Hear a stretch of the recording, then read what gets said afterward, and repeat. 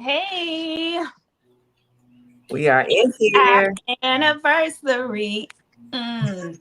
Anniversary. Yes. Yes. Yes. Yes. Okay. I'm not gonna start showing my age. So but welcome. Come on into the room, y'all. We have an amazing conversation today for you guys. Spirit has been running high all morning for me. So I know this is gonna be an amazing show. So welcome. Whether you're watching on Facebook or YouTube, don't know if we got a chance to get over to Instagram yet, but we'll make sure that you guys know where to catch the replay. So my name is Tamisha, and I have my lovely co-host. It's me, Christy. Y'all have been rocking with us for a whole freaking year. We in this thing. A year long. And actually, this is our 25th episode. When we first started this, remember, Christy, we were doing bi-weekly. And Yes. we're like, you know what? We got to amp this thing up. So we started off bi-weekly, and then we ended up towards the end of the year running every week. And we've been running strong ever since. So I also want to make sure that we introduce our two lovely guests. I don't call them guests, I call them friends. They have both been on our previous shows. You have to make sure you go back and watch both of those shows as they were powerful conversations as well. So Lashana, let's start with you. Go ahead and introduce yourself, and then we'll go to Karen. Sure. First of all, happy anniversary. I think it's a big deal that you guys are celebrating. A lot of times when we have milestones, it's just another day in the neighborhood, and I'm just excited to share this with you guys. My name is Lashana West, and I'm a business therapist and leadership coach. And so I help you with all the internal stuff, the feelings, the emotions, the vulnerability, and ultimately, I would say the courage to do the things that you truly want to do without shrinking in the process. And I'm super excited to hold space with you guys today. Yes, thank you. Happy to have you here again. Yes. Good afternoon, everyone. My name is Karen Fairweather. I also want to say happy anniversary to Point Blank, period. I'm so excited to be here for another opportunity to share the stage with you all. And when I got the invite, I'm like, yes, of course I'll be there to share in the celebration with you all. I am a women's empowerment speaker. I use my branding of the affirmation whisperer along with my years of experience to show women how to recover from traumas. I am not a therapist, but I show them how to rebuild, I should say, to rebuild their lives from those ashes that they have burned down, things that have happened in their traumas, but show them how to take those ashes and turn them into a blueprint that they can use to rebuild their lives and create the life that they desire. So happy to be here, ladies. Yes, thank you. Happy to have you back. I Yes. know. So first things first. It's been a minute since we had you both on the show, and I actually know you both have some very exciting things going on because as friends, I get to stay connected with you, and just get to know it. Christy, I think you said earlier today, with all the emails that Mr. Shauna West sends out, baby, we know what's going on. We know what she got going on. Hold up. Is that shade? Are y'all like, sis, you doing too much? No, I'm taking notes. I'm taking notes. Okay. I need to do better. The people, what I've learned is the people who are for you have no problem with the number of emails you send out. They want Absolutely. it. Very good. Absolutely. Very good. I just want to check, you know what I'm saying? No, I always say, like, when you look at the number of emails that like some of these companies send out, I mean 2 and 3 and 4 a day, it becomes but like Chrissy said, if it's something that you absolutely want to stay connected to, we don't mind. You don't even bother me, right? And you're the blueprint. So for anybody out here who is in this moment, need a little bit more to change, get them emails out. Okay, get off social media, get them emails out. Yes, and so also, Karen, I know you have a new launch, which the book looks beautiful. Cannot wait to get my hands on it. I want to start with you first. Let us know about what it is that you're doing, what it is that you just launched, and anything else that you would like to share. Thank you so much. As I mentioned earlier, being a women's empowerment speaker and the wisdom and experience that I have, I bring to the floor a path, a journey, or blueprint that women can use to recover or to rebuild their lives after any kind of traumas. And my latest project Life Rediscovered, your 90-day journal to life transformation. It is not your regular journal that just has a bunch of lines in it that you can just write on your own. No. There are activities in this book. There are reflection periods in the book. There are affirmations, of course, in the book. So this book, literally, if you want to take it day by day, is a 90-day journey of showing you how to recover, how to rebuild, how to reset, reflection moments so you can think about yourself, what it is that you desire, what it is that you don't desire, which I believe is far more important than what you desire. Because if you know what you don't desire, then you can focus on that you do desire. So I did launch that book about 2 weeks ago, and we had a master class on yesterday, and I'm going to do the class again. I'm going to do a class again for those that want to come into that master class, because we literally do a semi-dive into the book, giving people a little bit of an introduction on the purpose of the book, the intent of the book, and how to use the book. The book, I have a copy. I'll grab it in a second to show you. But the book literally has the blueprint that I use. I am a woman of 2 children. I have 6 total, but 2 of my own. I have gone through 2 divorces from the same man. Yes, the same man twice. We'll get into that story another time. But have gone through losing absolutely everything. Now, and be very clear, everyone, I'm not blaming anyone but myself. It was my choices that resulted in me being where I was, which was what I did not want. Right. But because I did not assess what I didn't want so that I could focus on what I do desire, I ended up in the conglomeration that I had. So with that being the case, I had to rebuild myself as a woman, rebuild myself as a mother, and then rebuild myself as a potential spouse, because I do desire to be married again, but in the right way this time. My former husband, and I always call him my former husband. You will never hear me say ex, because I don't ex anyone out of my life. Because of the experience that I had with him twice, I learned a lot, and I don't know if I would have learned those lessons without him. So he is my former husband. Unfortunately, he passed this past December. But even with that, I learned so much in that. And because I learned so much about it, I know what not to do now. Mm-hmm. So in my journal, I am literally breaking it down to women on how they can take steps for them. And I know this to be true. When one takes ownership of your own desires and not putting them in the hands of somebody else. My former husband couldn't make me happy. I looked for that. I expected that. Why are you not making me happy? Because it is. Well, I definitely have an ex-husband, and I do ex people out of my life. I'm glad that worked for you, sister, but that ain't working for me. You know what? And I applaud you, because you know what works for you, right? That for me is former, for you is ex, and I accept that and honor your choice in saying so. Because maybe for you that's necessary, right? Because this is like, okay, you know what? And we co-parent, fine. So I will give you the title of co-parent. We have, I think, a great co-parenting relationship. Yeah. But in reference, he's the ex-husband. And gotcha. And I do, not just in reference to him, but I do ex people out my life for my own peace. And I think that's important, to knowing yourself and following what works for you. Because I think a lot of people in business and in life as women and as mothers, especially with social media now, we see so many things that other people are doing. We're like, oh, let me do that. Well, that don't work for you. Right, exactly. And you first have to know yourself to know that that's not going to work for you. I was going to go right back to that. Love what you said. And I already know me, and that ain't going to work for me.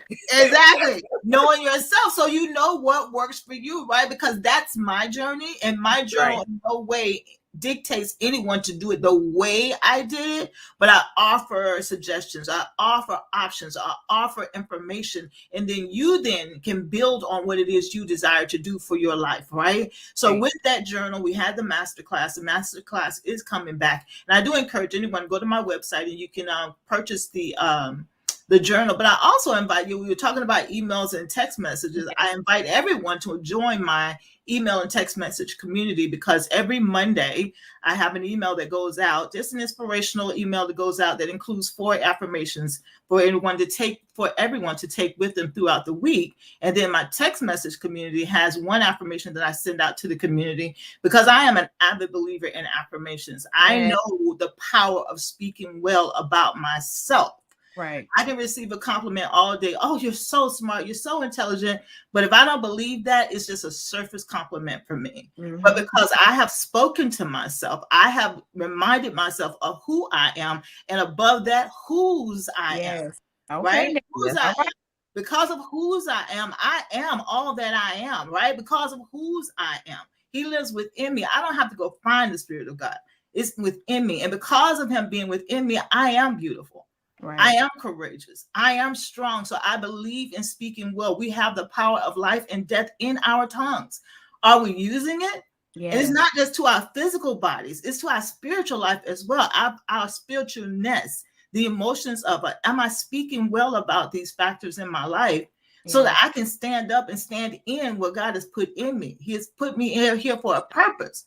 So if I'm not standing up and standing in it, how can I, that second wind, you talked about that second wind. How can I go out that second wind if I'm not standing up and in what I've been given, what I've been gifted with to do those things I'm supposed to do? We all are purposely here for a purpose to fulfill. But if I don't know me, Christy, right? If I don't know me and what works for me, because I'm not pouring into myself, then I'm just back and forth all over the place. Mm-hmm. But when I know who I am, I can speak those words to myself. I have a seat at the table. You know why? Because I built the table. You built the table. I was hoping you followed it up with because I built the table. Now I'm a guest. Look. Now I'm a guest at other people's table.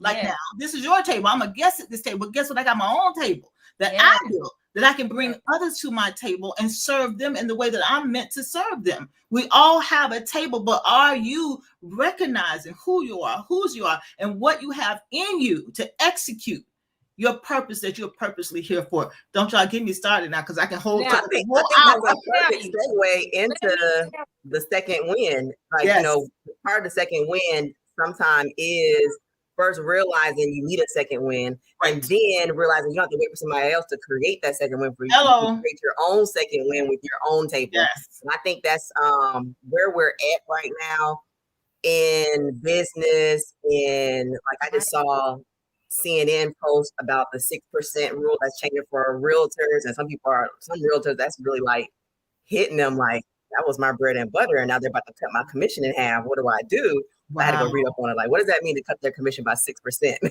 Wow. And it's a time now where they need to go create your table. Like, if something has changed in your business that is outside your control, like they can't control that. It's been written. It's now a new line and probably the test that they're going to take to become realtors. You have to now create that table. And so since we are like an example of what we've done even in our podcast, like we didn't start off being point blank period. We started out as a convening team, and now we've hit a year with point blank period.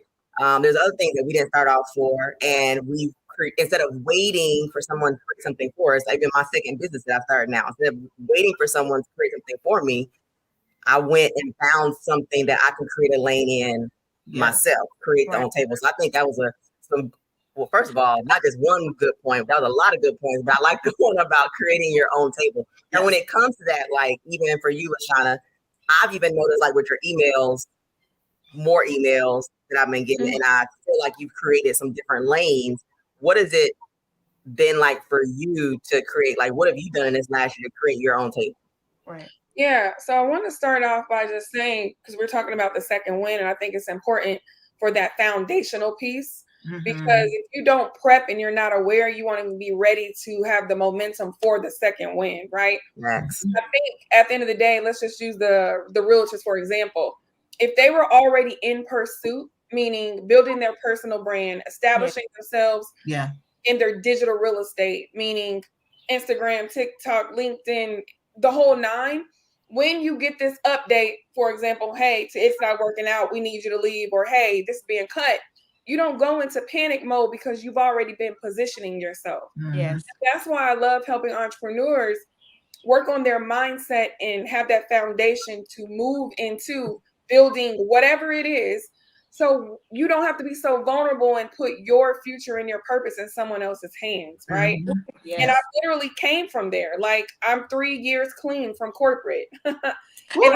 Clean. Yeah, like, okay, I think that's how you do it. I don't know. But I use that as an example because you can drink the Kool-Aid so much and be a robot and walk that walk to where you lose yourself. And then when you become unhappy, you are blaming them. Well, they won't promote me. They won't give me more money. No, you got to be able to. God pushed me out the nest. I was at a company for 9.5 years. And when I tell you I was drinking that Kool-Aid and their brand colors was blue, I was a blue girl. My whole body was blue, right? And you didn't have to resuscitate me. I was fully alive. If y'all got that, go on and laugh. Right. I'm just playing. So he pushed me out the nest because I was so enmeshed. And in the mental health clinical world, enmeshment is where you're so codependent. You can't operate without it. And y'all just stuck together. Like, twin, where have you been? That's enmeshment. I was enmeshed. He pushed me out the nest, enabled me to open up my horizons, and fast forward, now doing business therapy and leadership coaching. I'm using all the transferable skills that I've used in corporate, but on my own terms, making the money that I want to make with my own time freedom. And now I get to choose how I want to navigate instead of being told how I want to navigate. Right. So in regards to having a second win and the elevation of my brand, it's merely just taking everything that I've been doing and assessing it ongoingly. So I'm never stagnant or stuck, and it's always elevating. When I first started my business, I was doing clarity and confidence. And then I moved into accountability and business therapy. And now it's business therapy and leadership coaching. Because at the end of the day, we are all leaders, no matter what role you have, because leadership is not a role or a title. It's an energy, it's an essence, it's an internal thing, right? That's indicative of all the other things.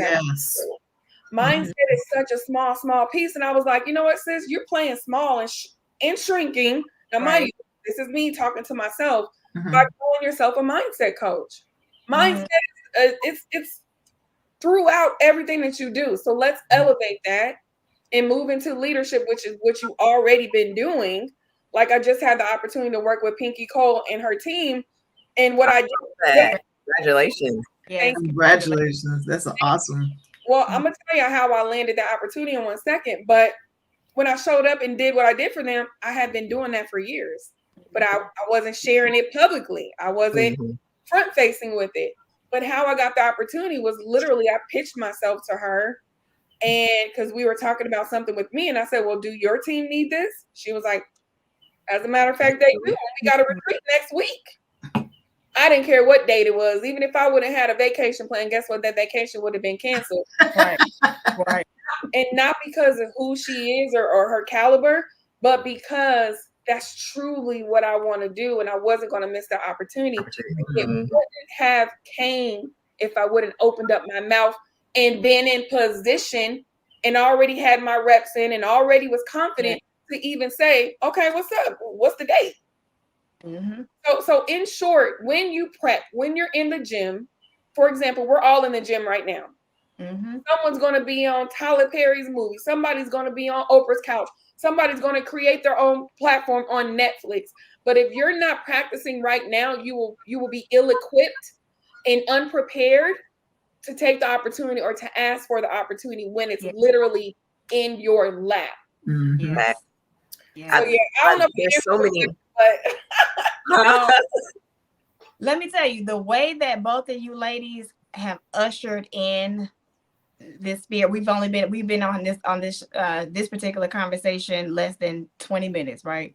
But this first 20 minutes have been powerful, and I hope you caught it. If you are just joining in, I need you to go back to the beginning, and I need you to join from the beginning, start from the beginning, because both of you ladies have really said some powerful things that we all need to hear. Like, I was taking notes. I was like, this is feeding my soul. And this is our anniversary. So I do expect, I'm in the season of expectancy, and I'm expecting from my soul to be, my cup to be filled, my soul. So I appreciate you. And it's interesting. So as y'all can tell, the lights have probably appeared. My morning started off, my morning started off great. It's still going great. But probably about an hour before the show started, I texted everybody and I said, hey, The show is still going forth, but I don't have any power. My phone is on 70% or 80%, I think, at that time. And at this point, we'll get through it. But it's a few things. Let me ask y'all this. It's a few, like when people say God work in mysterious ways, right? One of the things that I'm noticing, and I'm being very much more like aware of now, is how God talks to me. Mm-hmm. And so I learned a lesson this morning. So this morning, after I found out that the power was off, I was like, okay, you know what? Before the water gets cold, let me go take a quick shower. Period. But baby, exactly. I stepped in that shower and the water was cold. Y'all know that old hymn, the old. I was trying to think of the words. I stepped in the water, and the water was cold. You know that I've been changed. That's the song. I've been changed, and so I will start singing. Do not prompt me. I need you to sing it because I was getting ready to sing it, but I was like, I ain't warmed up my voice just this morning.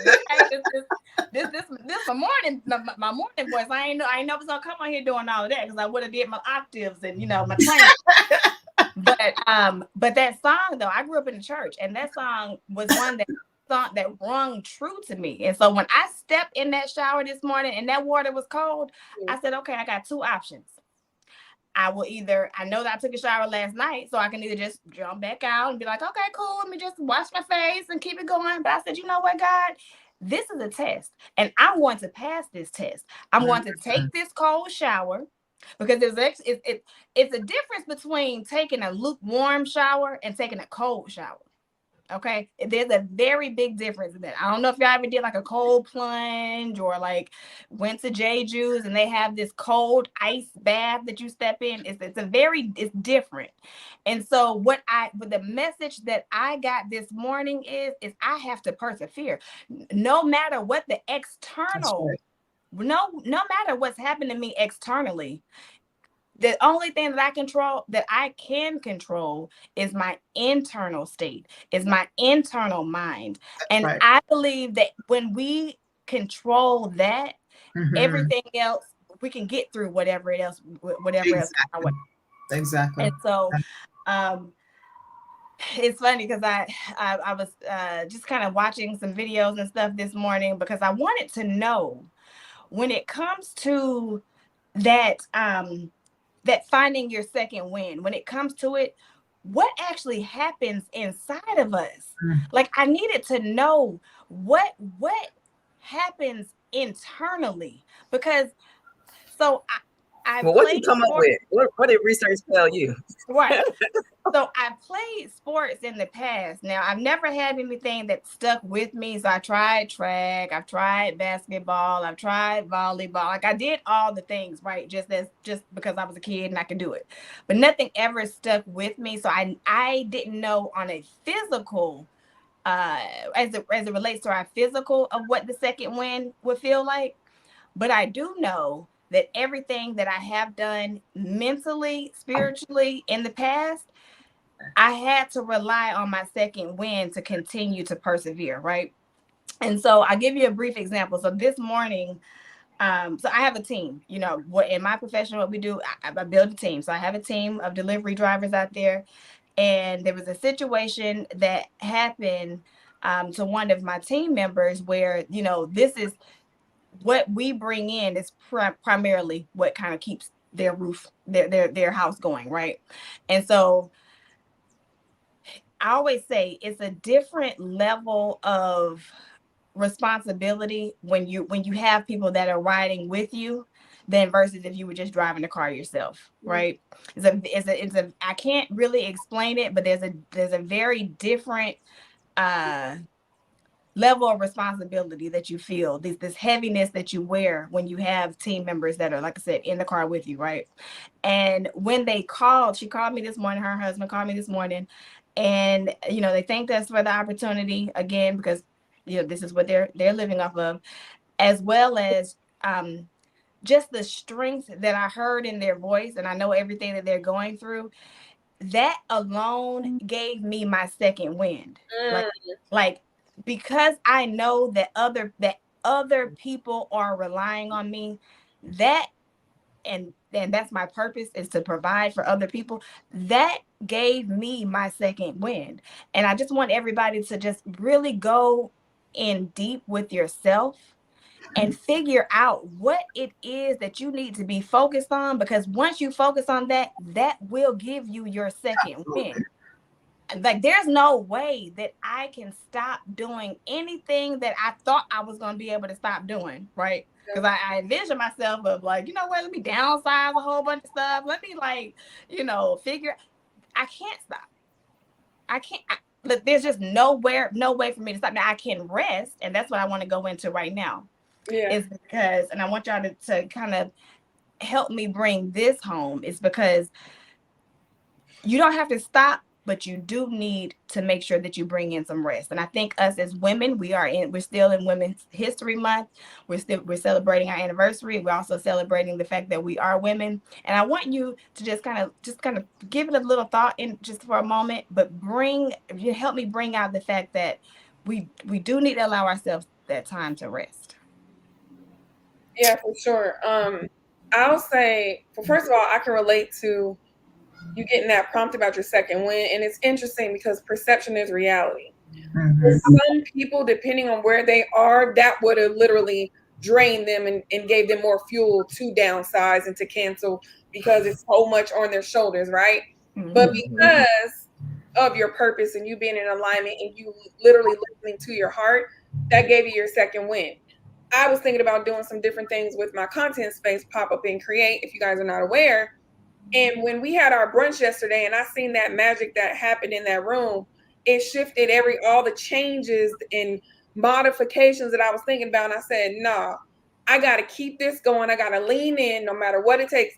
That gave me my second win. And right. I think the deciding factor is that's what we truly want to do. But there's all these distractions, worry, fear, doubt, imposter syndrome, mental health. All of the junk in our trunk, and I'm not talking about your booty, okay? All of the junk that clouds, that's so good, right?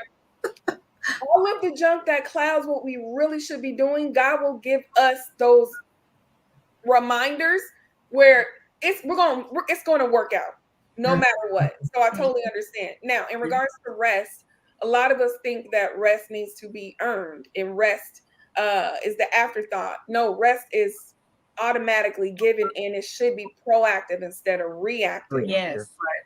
So in this season, you guys were asking initially, like, what's been going on in this season? I'm getting people with a lot of burnout. What I'm getting is people realize about rest last year and burnout, and in this season, we are making it more of a priority no matter what. Right. Because we cannot sacrifice ourselves. Yes. For wealth.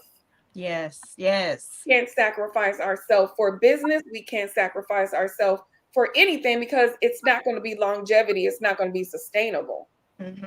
So I've been infusing rest in everything that I'm doing, whether I got my house slippers on and my soft robe on just to get that comfort, laying in the bed watching Netflix, even though that's usually not what I do. I'm intentionally decompressing and giving myself grace because as you guys know, a lot of people think when they leave corporate, they get to work less and all XYZ. No, you working 25/8. Right. Okay. And it can become enmeshment, like I talked about earlier, if you're not clear about it. Because I used to self-sabotage, talking about, I love work so much, it don't feel like work.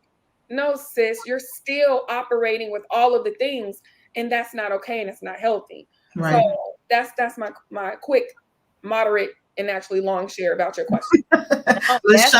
LaShawn, I want to say, forgive me for not recognizing your name earlier when you said Pop Up and Create. I'm like, I've met her before. I was out in this shop last year sometime. So hello again.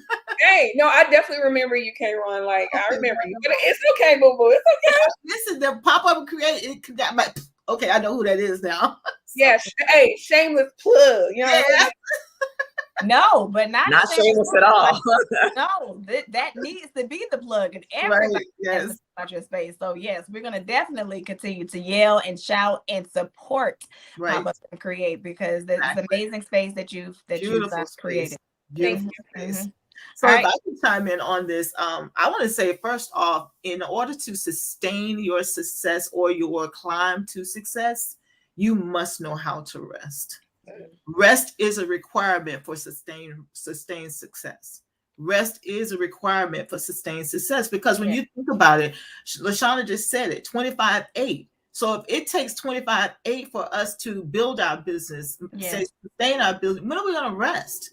So purposely and intentionally incorporating rest daily, not just on vacations, not just on the weekend, daily having a period of rest. Now, rest may not mean going to sleep, but whatever your rest is, it could be just turning everything off and going outside and getting some fresh air. It could be going for a drive. Even if it's retail therapy, if that allows you to disconnect from the business and just connect to you, do whatever that may mean for you, but literally giving your mind and body rest, it is a requirement for sustained success. It's just, to me, I don't see how you can sustain your success without good rest of your mind, body, and spirit. So I love how you were saying that, LaShawna, about rest, because I think about myself, even in my 9-to-5, I am still in a 9-to-5 space, but there's sometimes I get tired, and my lunch break is my rest period. And I lay down and I take a nap so that I can refresh myself and be able to function at capacity, as opposed to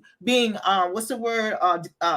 fueled up with coffee or an energy drink or an energy pill or something. That's all artificial. So therefore, I am reprogramming my body that is saying lay down and rest to say, no, rev up and get going. So at the end of the day, I'm so exhausted because I didn't commanded my body to do something that it was not ready to do, right? Artificially stimulating my body to do something that my body is not ready to do. So rest. Give yourself rest. I don't care what it looks like. And again, you got to know who you are to know what rest looks like for you. Right. It's true. It goes right back to who you are. Do I need to lay down for 30 minutes? No, I might not and it's happened many times. I would put my head down on the desk and I feel like I've been asleep for 30 minutes. I look at the clock and it might have been 7 minutes. 10. Yep. That cat nap is an amazing thing. It is an amazing thing. When I was working full time. Okay. And it's like, oh, okay, I'm ready to go now, because I yielded to it. I gave into it, gave myself the rest. The body woke up and said, okay, that's all I need. You can get going now. But if I don't, the body keeps a score too. It does. It absolutely does. When we get older, y'all, I'm 60 years old. I can say I'm 60 years old. You're 60 years young. Young, right? I know I don't look it. This gray hair is kind of gives you a little hint of it, but you know how that is. But with me I remember the times of staying up for 48 hours when I had kids.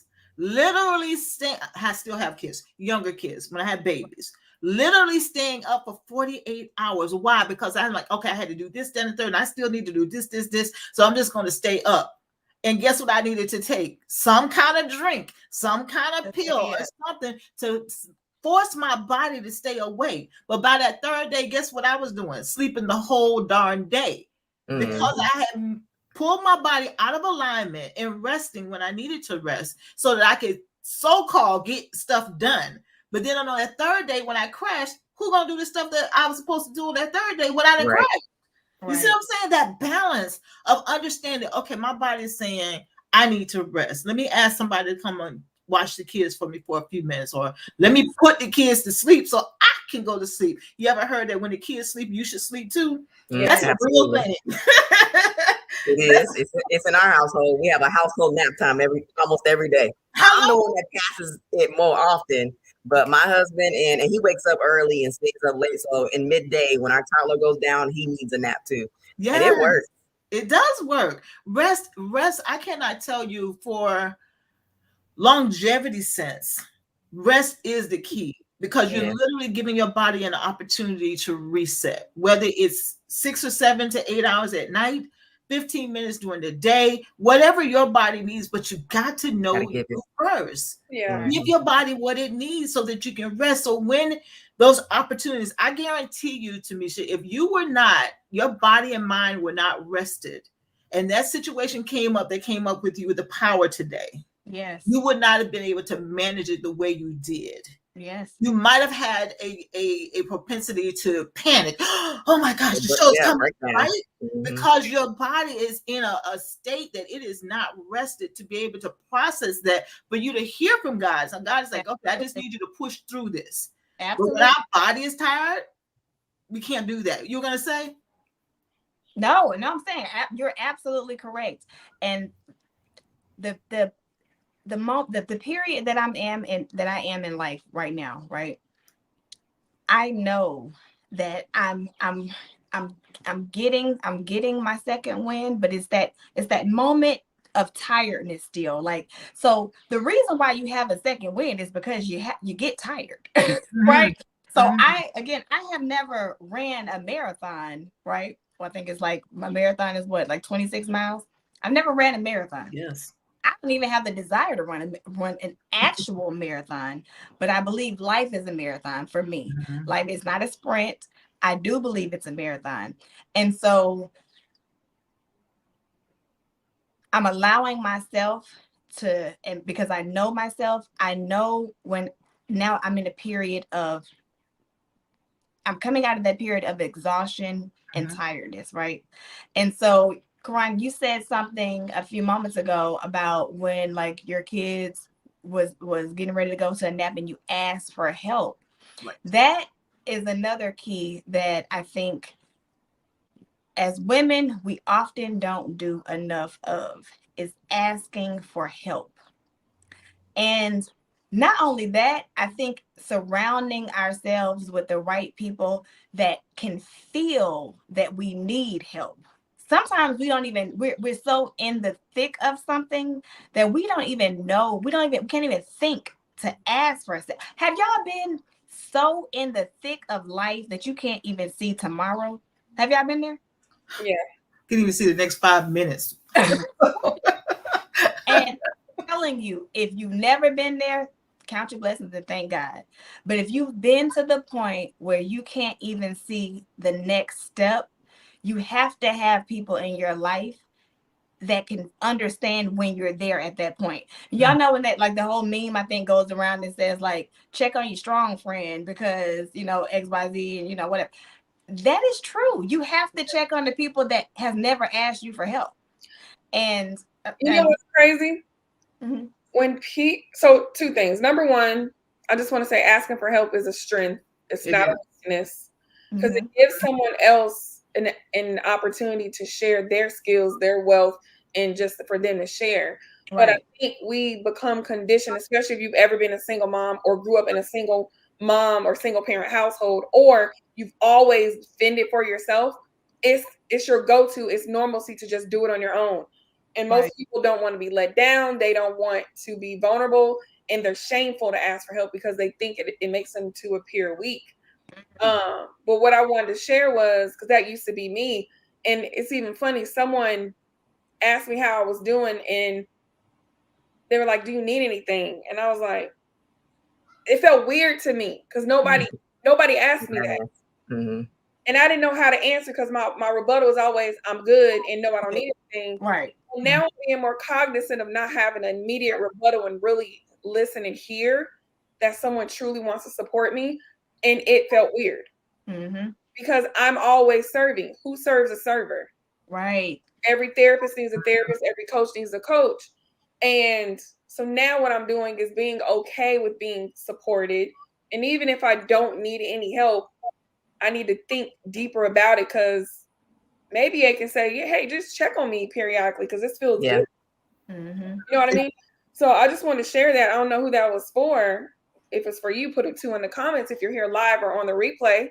Little call to action, you know what I'm saying? There you go. This is a big, big, big, big gap in area of improvement for us as women, no matter if you have kids or not. Right. We on top of things, high performers, always on 10. No, sit back and relax. Like if you notice right now, we're sitting up straight, our shoulders are up, right? Right. I remember back in the day, my daughter, she'd be like, Mom, lower your shoulders. And I'd be like, Put them down. Right? Our kids are even cognizant, and the people around us are cognizant. So the question is, when will we become self-aware so we can do it ourselves? Yes. If I can pick up on what you're saying about that self-aware, I want to make 2 points. I want to go back to when Tamisha was saying that the second wind. When I first heard that, when you communicated that out about the second wind, the first thing that came to me was that second wind of me knowing what my why is. I get my second wind because I'm getting weary with what I'm doing. I may not be seeing results. I don't see the results because, results that happen. People don't always tell us how we've impacted them, but because I don't see the results, I'm getting weary. I'm starting to wonder, am I really operating in my purpose? So when I saw when you sent that out about the second wind, I thought about that. I say, so what lets me know that? What helps me get to that place of a second win? And for me, my immediate answer was knowing my why. Yes. Knowing my why. And it sounded like for you, in the communication you had with your team member, them expressing their gratitude for you, you reconnected with your why, which just put that wind under your sail for you to push on a little further, right? So for me, when the second wind physically is a thing, but second wind for me to know why I'm doing what I'm doing. What is my why? I have people that I'm accountable to, those that are on the payroll. But why do I want to continue that? Knowing my why is why I still continue to do what I'm doing, even when I may have an event and not many people show up, or I'm sending emails out and nobody's responding. My call to action, right, LaShawna? No one is responding to my call to action. To me, it looks like nobody's responding to my call to action. But you know how it is. You might see a post that motivates you to go and do something, but you may not necessarily respond to that post and say, hey, I went and did X, Y, and Z. That's how come we have to be confident in our why and knowing that the impact that we want to make is being made, but we may not see it, right? We may not know anything about it for 6 months. Oh yeah, LaShawna, I came to pop up and create, and I put this post together, and this happened for me. But you don't know about it for 6 months. Well, girl, why you didn't tell me back then? Maybe it wasn't the time for you to know it. Right. Yeah, that's good. Right? But knowing our why puts that wind under our sail and keeps us pushing forward in our purpose. Yes. And I heard LaShawna say how she reframed her purpose 3 times, on the 3rd time now, and maybe that's your niche right there because you've been doing it all along. So why you not put it out front, right? Yep. Yes. So knowing your why is hugely important, but you're not going to know your why if you don't know yourself. Yeah. Mm-hmm. And I keep going back to that. You have to know yourself in order to understand your why. So when you get that second win, I'm continuing on with this because I understand what I'm supposed to do. Yeah. I understand that, right? And with that rest thing, look, know what you need for rest. I said it before, and I'm going to say it again. Know what you need for rest. I might only need 7 minutes. I may only need 5 hours. I know they tell you every time I go to the doctor. How many hours of sleep you getting? 6 or 7. You know you should get 8. I don't necessarily subscribe. I don't believe in that. I don't subscribe to that because my body may not be my body is not your body. Right. Yeah. If I lay in the bed for 8 hours, I'm gonna get a headache because my body is saying you should be up doing something. Yeah. And I found 8 hours to be too long for me. I end up sleeping during the day.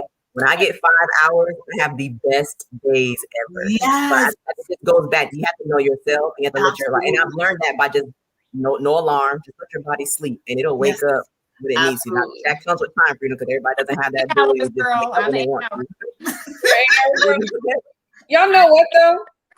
How long ago was that when they say 8 hours of sleep was the best? Exactly. Forever. And that's the thing. As y'all know, as we grow, elevate, and just evolve, what was back in the day like milk does your body good? All of the things. Like in this new era, maybe 8 is cool for some people, maybe 5. So data is data, but you still got to listen to yourself, your body, exactly. What works for you. Yeah, exactly. Yeah. Exactly. Well, once you learn the history of all those things too, I remember I learned the history of why they said it wasn't why they pushed sugar on us. And it was really, honestly, a lot of things that I've learned that we were told was really around a marketing tool to help someone at the time in their industry make money. And so they were pushing milk because it benefited someone at the time. They were pushing flour, something was bad, and they were putting all the sugar in our frosted flakes and things like that. And then come to find out the real enemy to our bodies is sugar. Right.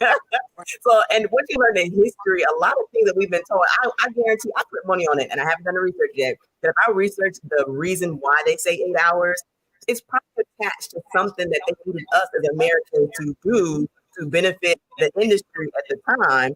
Like, I can answer what that is. I can tell you exactly what it is. So we can go out and buy the sleep machines. We can go out and buy the water machines. We can go out and buy the products. Go and buy the beds, the sleep number beds. That's exactly what it is. So in order for you to get 8 hours, well, maybe you should change your mattress. Then there I go out there trying to buy this mattress. I've been sleeping 5 hours good in the mattress I got, but they're telling me I need to sleep 8 hours, and maybe it's my mattress. So now I'm going to go out and buy this new mattress. It's all motivated by money. Yeah, always. Always. When you think about it, because you mentioned the milk and the sugar, and I'll say this is me. Maybe there's some of you still subscribe to this. I don't. It says breakfast is the most important meal of the day. I don't subscribe to that. Yeah, right. I just don't, because too many times I can wake up, have water, and not eat anything until 11 or 12 o'clock, and I am good. Right. Well, it also depends. What I've learned to back that up is what is considered breakfast varies based on the last time you ate the night before. Right. It's really a time period. Right. So if you went to bed and last time you ate was midnight, then your first meal shouldn't be at 7 or 8 a.m.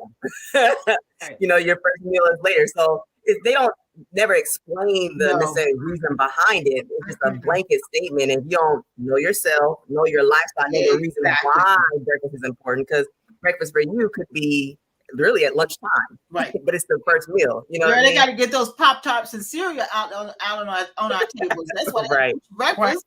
So I want to dig into this because I keep hearing this. I keep hearing this as a reoccurring theme today, which is know yourself. And I know we've dug into it a little bit on previous shows, but what did that look like for you? So LaShawna, start us off with when you really got to know LaShawna West, baby. Just go back into that moment in time where it was just clicked. It was like, who I am. What did that look like? What was the process? Oh my God, the process was healing. While building.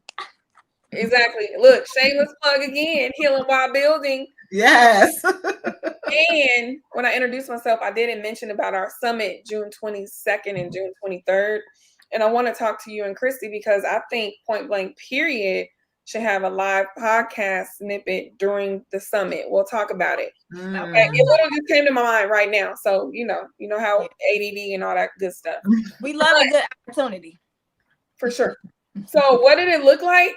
It looked like realizing that everything that I have been working towards and building, I've been doing my whole life, but I didn't realize it until I took time to pause and feel through what made my light shine inside and out. And what I realized was it was everything I had been running from. Mm-hmm. I dropped 3 speech classes in college. And most people were like, what, girl? You the talk of the town. You hosting. You doing your thing. And most people also think that, oh, yeah, I hate public speaking. I totally get it. I dropped 3 speech classes in college because I endured a traumatic event growing up and I cracked my jaw. Mm-hmm. And so I grew up with a crooked mouth and was bullied for most of my younger childhood years, right? Mm-hmm. And so in my head, I'm like, oh my God, are they going to notice? And I've had 3 reconstructive jawbone surgeries from age of 5 to 35. Mm-hmm. And your story is your glory. Yes. 5 years ago, before entrepreneurship, close family members didn't know that story. Best friends didn't know that story. My mate at the time, my daughter's dad, my daughter's 21, he didn't know that story. Mm-hmm. But business enabled me to break through and become vulnerable and share. And that's what literally opened up the floodgates of me being able to provide support in a thorough, authentic way instead of a cookie cutter way. Yes. Because when people see, oh my God, if she can do it, so can I. Because I ain't even told y'all, I'm not going to call it a trauma story. I haven't even shared the resiliency behind all of that. Mm-hmm. But when we share our story and people can see a glimmer of themselves in you, it don't matter how much you charge. It don't matter if you got an Instagram page or if you got a website. They don't care. And most times they don't even care. They don't even care about how much it costs. Right. They want to know, how can I work with you? How can I experience the transformation? I'm ready. Exactly. Right. So it took healing while building. It took courage. And ultimately, it took me getting out of my own way and letting the ego flow, meaning let it flow into the abyss. Mm-hmm. Because the ego will stop you from not only activating your purpose, but getting paid to your pockets. That's right. That's right. And I'm gonna come back to you because I got something I have to ask you.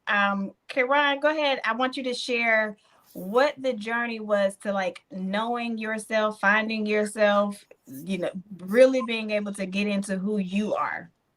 I love how I was trying to reframe it from trauma story to resilience story, right? That's what I got to come back to that because I have resilience story. Because I will honestly say, I will transparently, because I'm always honest, I will transparently say it was my experiences being molested as a child at the age of 5 years old, and my 5-year-old eyes when somebody did something bad and they were supposed to get in trouble, right?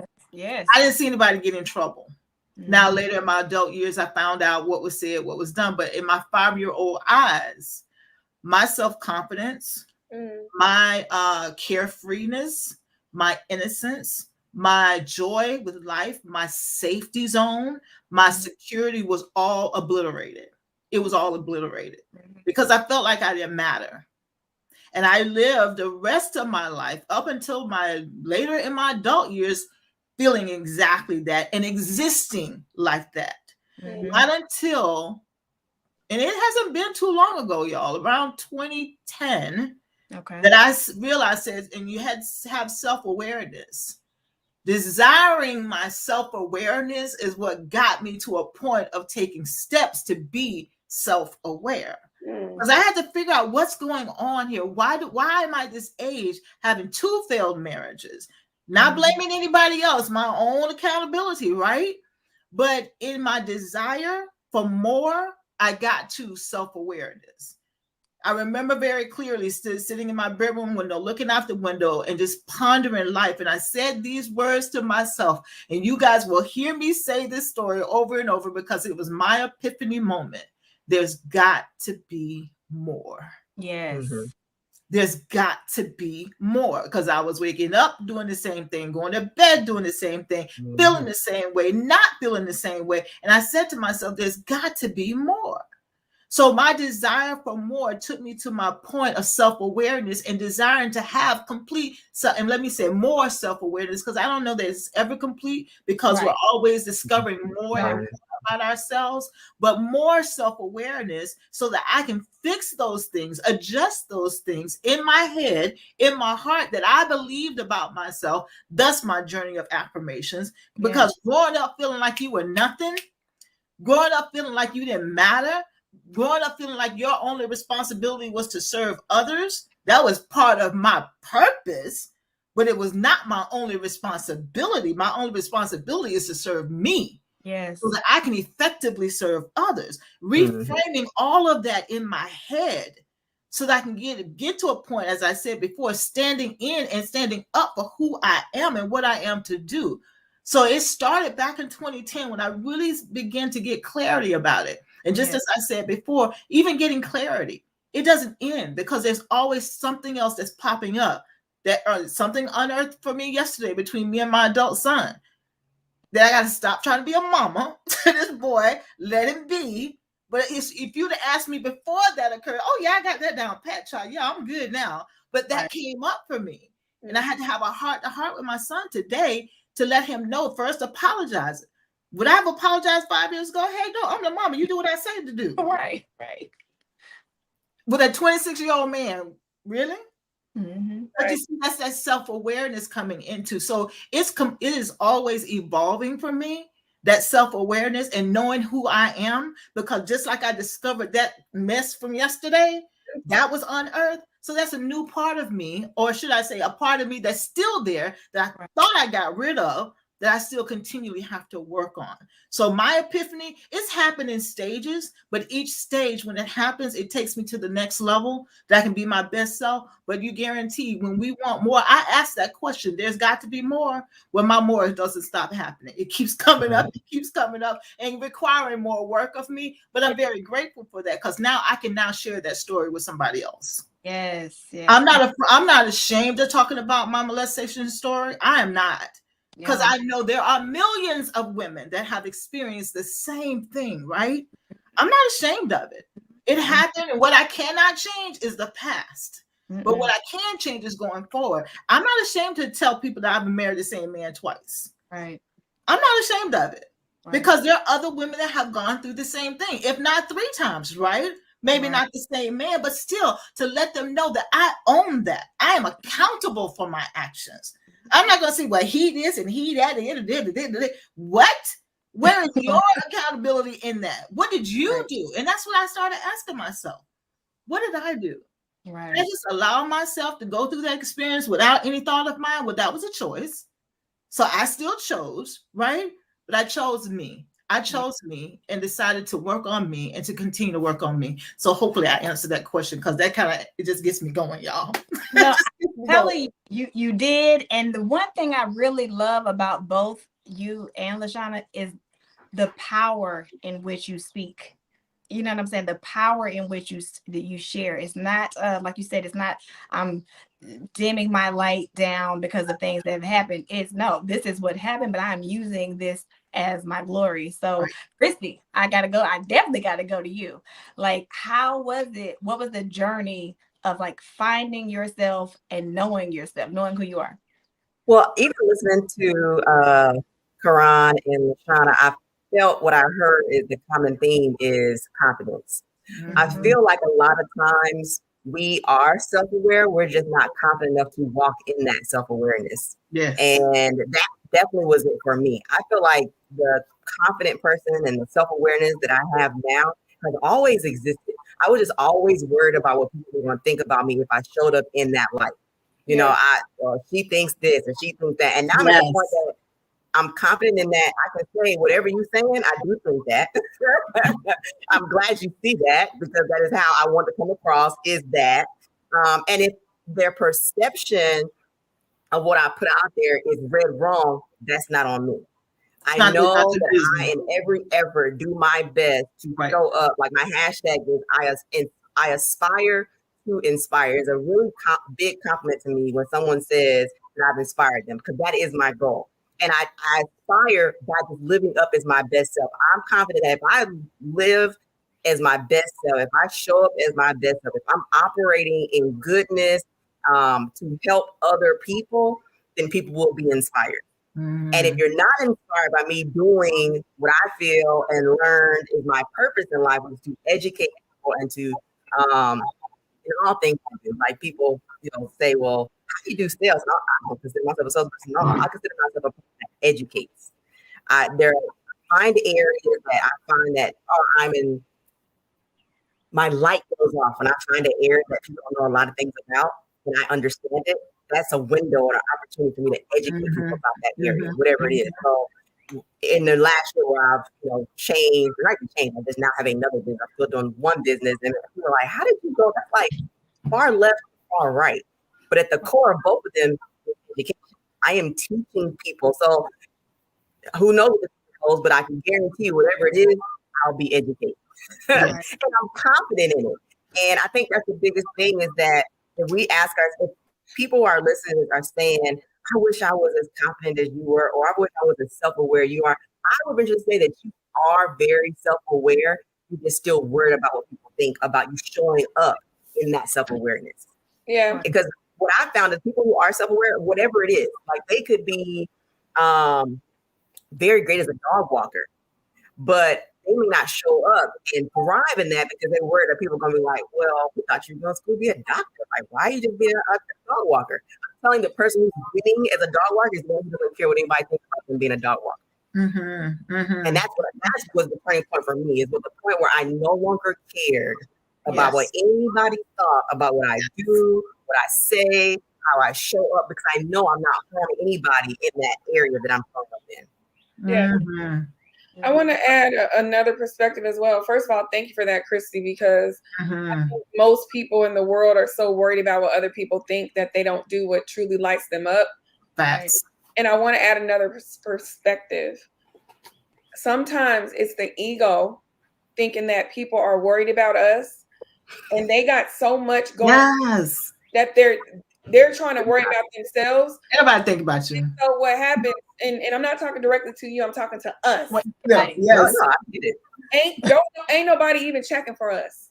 Right. They're trying to figure out their junk. They're trying to worry about who's worried about them. So we're all creating clouds of dust, and in the midst of it, we realize just do what works for you and F everybody else.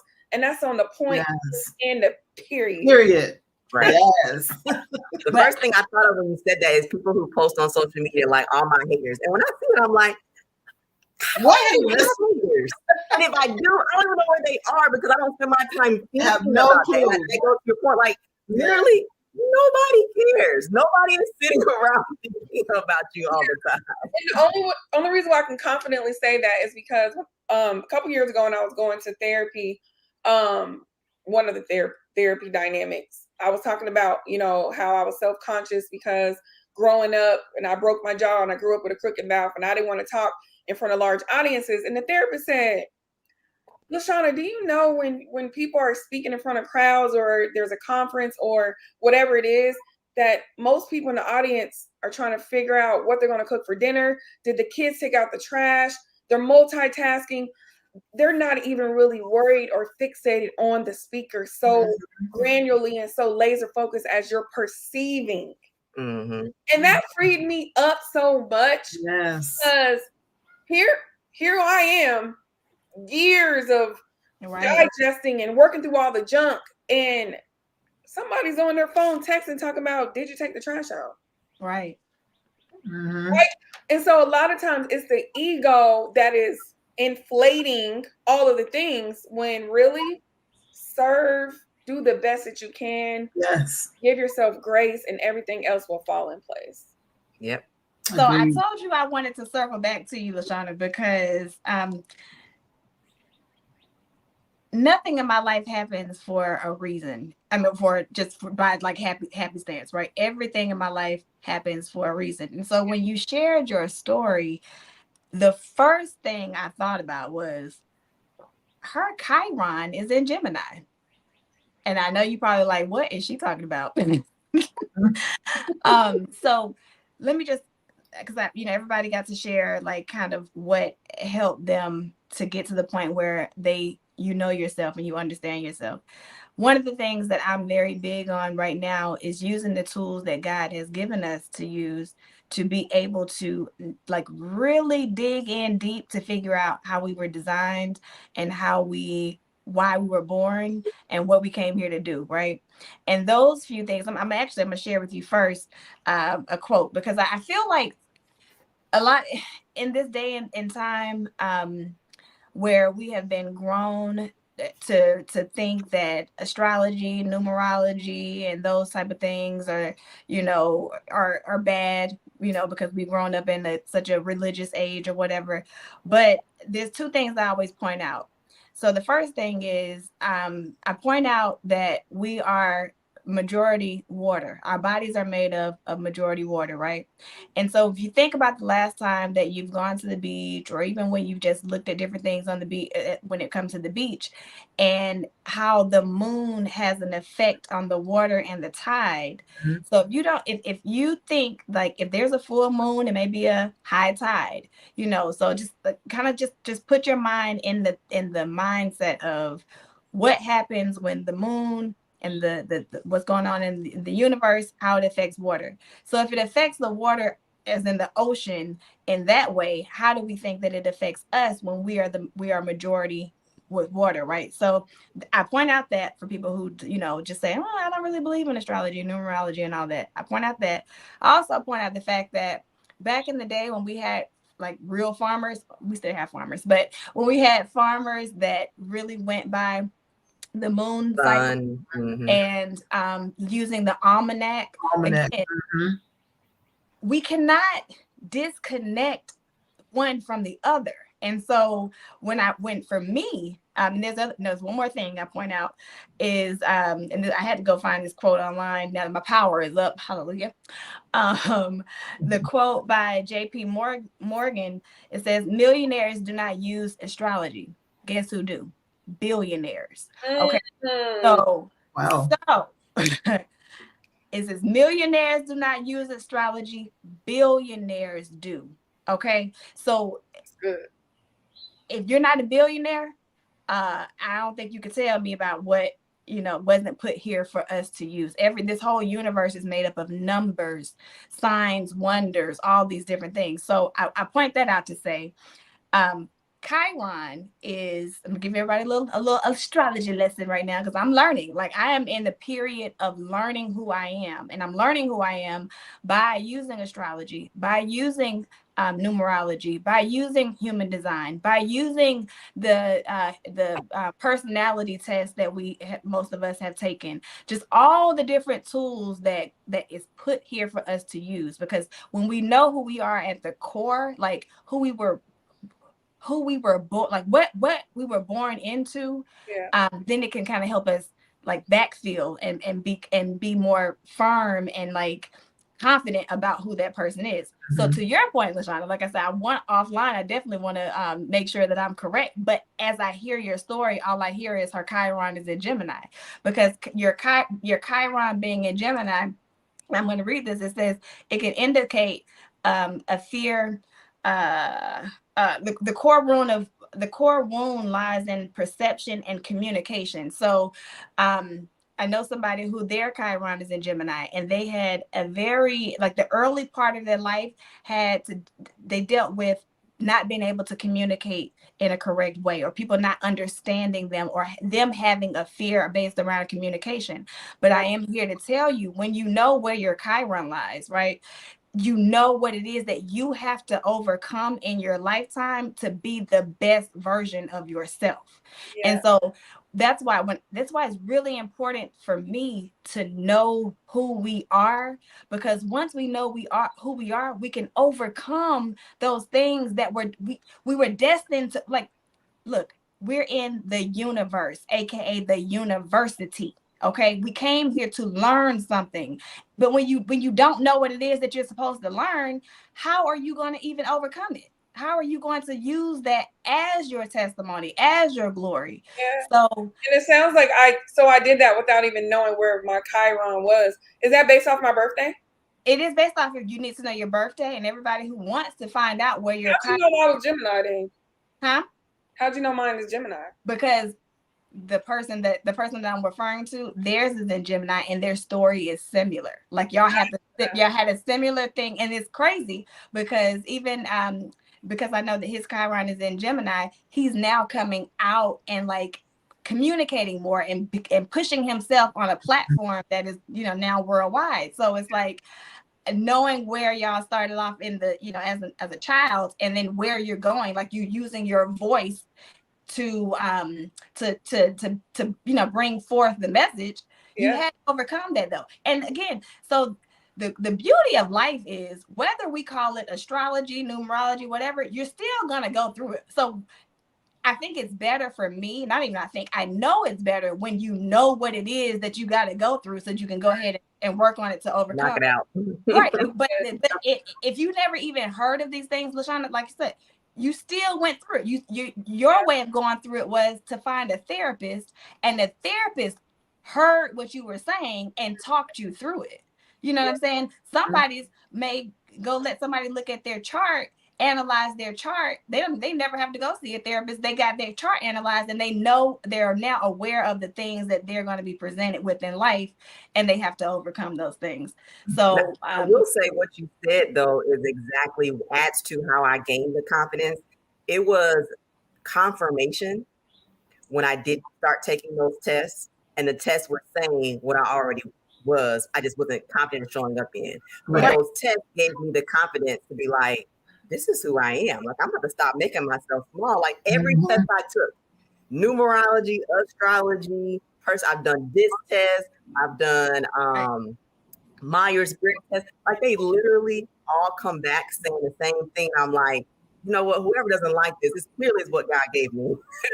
Now stop playing small and show me this. That was the added confidence that like my personality needed, was that if I get hit with someone who says something, because that's what would happen. Somebody would say something and I would be like, well, maybe that's not what I'm supposed to do, or maybe that's not who I'm supposed to be. And now I don't let people and I like when I was saying, I'm talking about specifically people who have actually they were thinking about it. They've said things to me, right? And so now I let those things roll off me because I'm confident. I can walk in that confidence because now it's like if I felt the need to show any or prove anything, which now I don't feel the need, but at that time I did feel like I wasn't confident. I did feel like I need something to prove, not just my words, but like I got 5 tests that say this is who I am. I'm just walking in that. So that did, when I think back to who I was, or how I was handling before, it was, I needed something other than me to prove that that's like who I am. And now I don't need nothing. Now it's like, I have the confidence, I have the paperwork, I have everything I personally need to walk in it. Yes. I want to add, some people still need a therapeutic approach to help them navigate depending on how severe of the junk was, right? Right. So it's like a spectrum. Some is the self-coaching, the self-development, etc. But when it's reoccurring and it starts to show its ugly head in certain situations, then the next level is maybe mindset coaching, life coaching. And then when you start to realize that you've compartmentalized some stuff and it's even deeper, that's what you want to do, like mental health counseling, a business therapist, something like that. Yes. The awareness enables you to see which route to take and when. So I'm loving this conversation. Like it's so awesome, and I'm just glad it is. You guys invited us in the experience. It is. Yes. Well, I thank y'all for both for again being joining the second conversation, because like I said, for anybody who is on now who didn't start with us today, both Lashana and Kayron have both had conversations with us before, and for our anniversary we just thought what better way than to bring back some of our favorite guests, and now that we have gotten a chance to have this conversation, I do want to kind of go ahead and give everybody the chance to have your final thoughts, and base it on the theme of today, because like I said, it's just like this. I can't even explain the feeling that I'm